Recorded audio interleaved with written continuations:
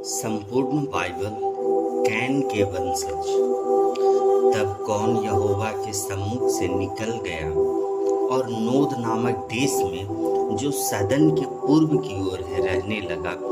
जब कैन अपनी पत्नी के पास गया तब वह गर्भवती हुई और उसने हनोक को जन्म दिया। फिर कैन ने एक नगर बसाया और उस नगर का नाम अपने पुत्र के नाम पर हनोक रखा। हनोक से इराद उत्पन्न हुआ और इराद से मयूयाल उत्पन्न हुए और मयूहायल से मतूसायल और मतूसायल से लेमेक उत्पन्न हुआ। लेमेक ने 2 स्त्रियां ब्याह ली, जिनमें से एक का नाम आदा और दूसरी का नाम सिल्ला था। आदा ने याबाल को जन्म दिया। तब तंबू में रहना और पशुपालन इन दोनों की रीतियों का प्रवर्तक हुआ और उसके भाई का नाम युवाल था। वह बीना और बांसुरी आदि बाजों के बजाने की सारी रीति का प्रवर्तक हुआ। और सिल्ला ने भी तुबल कैन नामक एक पुत्र को जन्म दिया। वह पीतल और लोहे के सब घर वाले हथियारों का गढ़ने वाला हुआ। तुबल कैन की बहन का नाम था। और लेमेक ने अपनी पत्नियों से कहा, हे आदा और हे सिल्ला, मेरी सुनो। हे लेमेक की पत्नियों, मेरी बात पर कान लगाओ। मैंने एक पुरुष को जो मुझे चोट लगाता था, अर्थात एक जवान को जो मुझे घायल करता था, घात किया। जब कैन का बदला 7 गुना लिया जाएगा तो लेमेक का 17 गुना लिया जाएगा। सेत और एनोस। आदम अपनी पत्नी के पास फिर गया और उसने एक पुत्र को जन्म दिया और उसका नाम यह कह के सेत रखा, परमेश्वर ने मेरे लिए हाबिल के बदले जिसको कैन ने घात किया एक और वंश ठहरा दिया। सेत के भी एक पुत्र उत्पन्न हुआ और उसने उसका नाम एनोस रखा। उसी समय से लोग यहोवा से प्रार्थना करने लगे। आदम की वंशावली यह है, जब परमेश्वर ने मनुष्य की सृष्टि की तब अपने ही स्वरूप में उसको बनाया। उसने नर और नारी करके मनुष्य की सृष्टि की और उन्हें आशीष दी और उनकी सृष्टि के दिन उनका नाम आदम रखा। जब आदम 130 वर्ष का हुआ तब उसके द्वारा उसकी समानता में उसी के स्वरूप के अनुसार एक पुत्र उत्पन्न हुआ। उसने उसका नाम सेत रखा। सेत के जन्म के पश्चात आदम 800 वर्ष जीवित रहा और उसके और भी बेटे बेटियां उत्पन्न हुई। इस प्रकार आदम की कुल आयु 930 वर्ष की हुई। तत्पश्चात वह मर गया। जब सेत 105 वर्ष का हुआ तब उसने एनोस का जन्म हुआ। एनोस के जन्म के पश्चात सेत 807 वर्ष जीवित रहा और उसके और भी बेटे बेटियां उत्पन्न हुई। इस प्रकार सेत की कुल आयु 912 वर्ष की हुई। तत्पश्चात वह मर गया। जब एनोस 90 वर्ष का हुआ तब उससे केनान का जन्म हुआ। केनान के जन्म के पश्चात एनोस 815 वर्ष जीवित रहा और उसके और भी बेटे बेटियां उत्पन्न हुई। इस प्रकार एनोस की कुल आयु 905 वर्ष की हुई। तत्पश्चात वह मर गया। जब केनान 70 वर्ष का हुआ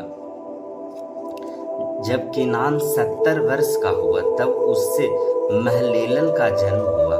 महलेल के जन्म के पश्चात केनान 840 वर्ष जीवित रहा और उसके और भी बेटे बेटियां उत्पन्न हुई। इस प्रकार केनान की कुल आयु 910 वर्ष की हुई। तत्पश्चात वह मर गया। जब महलेल 65 वर्ष का हुआ तब उससे येरेद का जन्म हुआ। येरेद के जन्म के पश्चात महलेल 830 वर्ष जीवित रहा और उसके और भी बेटे बेटियां उत्पन्न हुई। इस प्रकार महलेल की कुल आयु 895 वर्ष की हुई। तत्पश्चात वह मर गया। जब येरेद 108 वर्ष का हुआ तब उससे हनोक का जन्म हुआ। हनोक के जन्म के पश्चात येरेद 800 वर्ष जीवित रहा और उसकी और भी बेटे बेटियां उत्पन्न हुई। इस प्रकार येरेद की कुल आयु 962 वर्ष की हुई। तत्पश्चात वह मर गया। जब हनोक 65 वर्ष का हुआ तब उससे मतूसेलह का जन्म हुआ। मतूसेलह के जन्म के पश्चात हनोक 300 वर्ष तक परमेश्वर के साथ साथ चलता रहा और उसके और भी बेटे बेटियां उत्पन्न हुई। इस प्रकार हनोक की कुल आयु 365 वर्ष की हुई। हनोक परमेश्वर के साथ साथ चलता था, फिर वह लोप हो गया क्योंकि परमेश्वर ने उसे उठा लिया। जब मतूसेलह 187 वर्ष का हुआ तब उससे लेमेक का जन्म हुआ। लेमेक के जन्म के पश्चात मतूसेलह 782 वर्ष जीवित रहा और उसके और भी बेटे बेटियां उत्पन्न हुई। इस प्रकार मतूसेलह की कुल आयु 969 वर्ष की हुई।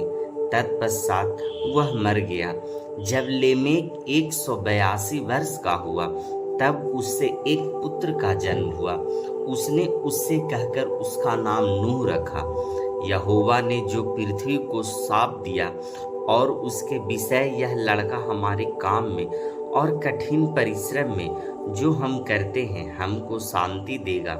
नूह के जन्म के पश्चात लेमेक 595 वर्ष जीवित रहा और उसके और भी बेटे बेटियां उत्पन्न हुई। इस प्रकार लेमेक की कुल आयु 717 वर्ष की हुई। तत्पश्चात वह मर गया और नूह 500 वर्ष का हुआ और नूह से सेम और हाम और येपेत का जन्म हुआ। मनुष्य जाति की दुष्टता। फिर जब मनुष्य भूमि के ऊपर बहुत बढ़ने लगे और उनके बेटे बेटियां उत्पन्न हुई तब परमेश्वर के पुत्रों ने मनुष्य की पुत्रियों को देखा कि वे सुंदर हैं और उन्होंने जिस जिसको चाहा उनसे विवाह कर लिया। तब यहोवा ने कहा, मेरा आत्मा मनुष्य से सदा सदा लोभ विवाद करता न रहेगा, क्योंकि मनुष्य भी शरीर ही है। उसकी आयु 120 वर्ष की होगी। उन दिनों में पृथ्वी पर दानव रहते थे। इसके पश्चात जब परमेश्वर के पुत्र मनुष्य की पुत्रियों के पास गए तब उनके द्वारा जो पुत्र उत्पन्न हुए वे शूरवीर होते थे, जिनकी कृति प्राचीन काल से प्रचलित है। यहोवा ने देखा कि मनुष्यों की बुराई पृथ्वी पर बढ़ गई और उनके मन के विचार में जो कुछ उत्पन्न होता है वह निरंतर बुरा ही होता है। और यहोवा पृथ्वी पर मनुष्य को बनाने से पछताया और वह मन में अति खेदित हुआ। तब यहोवा ने कहा, मैं मनुष्य को जिसकी मैंने सृष्टि की पृथ्वी के ऊपर से मिटा दूंगा। क्या मनुष्य, क्या पशु, क्या रेंगने वाले जंतु, क्या आकाश के पक्षी, सबको मिटा दूंगा, क्योंकि मैं उनके बनाने से पछताता हूँ। परंतु यहोवा के अनुग्रह की दृष्टि नूह पर बनी रही। नूह की वंशावली यह है। नूह धर्मी पुरुष और अपने समय के लोगों में खरा था और नूह परमेश्वर ही के साथ चलता चलता रहा। और नूह से सेम और हाम और यपेत नाम के 3 पुत्र उत्पन्न हुए। उस समय पृथ्वी परमेश्वर की दृष्टि में बिगड़ गई थी और उपद्रव से भर गई थी। और परमेश्वर ने पृथ्वी पर जो दृष्टि की तो क्या देखा कि वह बिगड़ी हुई है, क्योंकि सब प्राणियों ने पृथ्वी पर अपना अपना चाल चलन बिगाड़ लिया था। तब परमेश्वर ने नूह से कहा, सब प्राणियों के अंत करने का प्रश्न मेरे सामने आ गया है, क्योंकि उनके कारण पृथ्वी उपद्रव से भर गई है। इसलिए मैं उनको पृथ्वी समेत नष्ट कर डालूंगा। इसलिए तू गोपेर वृक्ष की लकड़ी का एक जहाज बना ले, उसमें कोठरियां बनाना और भीतर बाहर उस पर राल लगाना।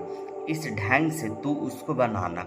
जहाज की लंबाई 300 हाथ, चौड़ाई 50 हाथ और ऊंचाई 30 हाथ की हो। जहाज में एक खिड़की बनाना और उसके एक हाथ ऊपर से उसकी छत बनाना और जहाज की एक ओर एक द्वार रखना और जहाज में पहला, दूसरा, तीसरा खंड बनाना। और सुन, मैं आप पृथ्वी पर जल प्रलय करके सब प्राणियों को जिनमें जीवन का प्राण है आकाश के नीचे से नष्ट करने पर हूँ, और सब जो पृथ्वी पर है मर जाएंगे, परंतु तेरे संग मैं वाचा बांधता हूँ। इसलिए तू अपने पुत्रों, स्त्री और बहुओं समेत जहाज में प्रवेश करना, और सब जीवित प्राणियों में से तू एक एक जाति के दो दो अर्थात एक नर और एक मादा जहाज में ले जाकर अपने साथ जीवित रखना। एक जाति के पक्षी और एक जाति के पशु और एक जाति के भूमि पर रेंगने वाले सब में से दो दो तेरे पास आएंगे कि तू उनको जीवित रखे, और भांति भांति का भोज पदार्थ जो खाया जाता है उनको तू लेकर अपने पास इकट्ठा करके रखना, जो तेरे और उनके भोजन के लिए होगा। परमेश्वर की इस आज्ञा के अनुसार नूह ने किया। जल प्रलय। तब यहोवा ने नूह से कहा, तू अपने सारे घराने समेत जहाज में जा, क्योंकि मैंने इस समय के लोगों में से केवल तुझी को अपनी दृष्टि में धर्मी पाया। सब जाति के शुद्ध पशुओं में से तू 7-7 जोड़े अर्थात नर और मादा लेना, पर जो पशु शुद्ध नहीं है उनमें से 2-2 लेना अर्थात नर और मादा। और आकाश के पक्षियों में से भी 7-7 जोड़े अर्थात नर और मादा लेना, कि उनका वंश बचकर सारी पृथ्वी के ऊपर बना रहे, क्योंकि अब 7 दिन और बीतने पर मैं पृथ्वी पर 40 दिन और 40 रात तक जल बरसाता रहूँगा, और जितने प्राणी मैंने बनाए हैं उन सबको भूमि के ऊपर से मिटा दूंगा। यहोवा की इस आज्ञा के अनुसार नूह ने किया। नूह की आयु 600 वर्ष की थी जब जल प्रलय पृथ्वी पर आया। नूह अपने पुत्रों, पत्नी और बहुओं समेत जल प्रलय से बचने के लिए जहाज में गया।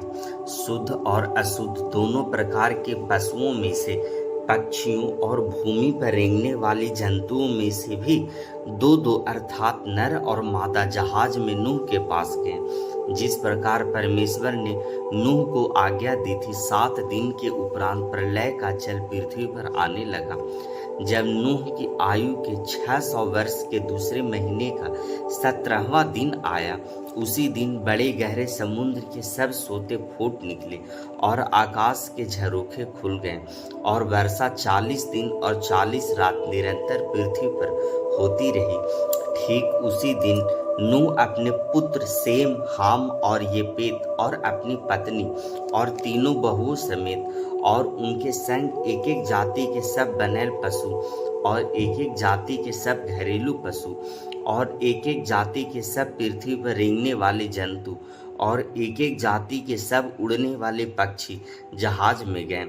जितने प्राणियों में जीवन का प्राण था उनकी सब जातियों में से 2-2 नूह के पास जहाज में गए, और जो गए वो परमेश्वर की आज्ञा के अनुसार सब जाति के प्राणियों में से नर और मादा आ गए।